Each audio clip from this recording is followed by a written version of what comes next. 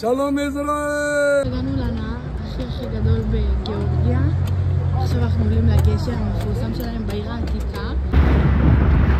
הגענו לאוטו כזה של תיירים. הם עושים סיורים בעיר העתיקה.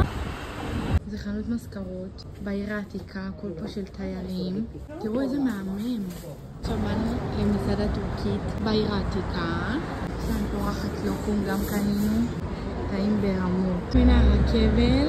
תראו, כשיורדים מהרכבל, אז כאילו מגיעים לנקודת תצפית כזאתי. גם מפה אפילו רואים את הנהר.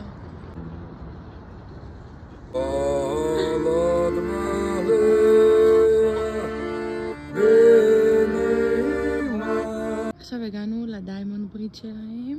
יש פה סופר ענק. יש פה דברים של ישראל. הנה הנוף מהגשר. כשמגיעים ליעלום עצמו. הגענו לנהר.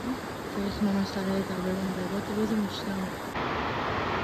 תראו איזה מהמם. כשממשיכים ללכת פשוט מגיעים למפלים כאלו. וואו.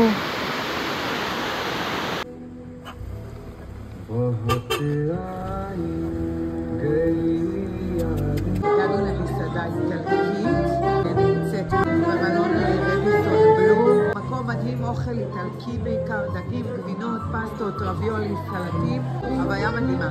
עכשיו קנינו בובה, זה ממש קרוב למלון, באמת זה פשוט לחצות כביש. ממש 2 דקות הליכה מהבובה, יש פה את הנקסט, יש פה קומה שלמה של מותגים.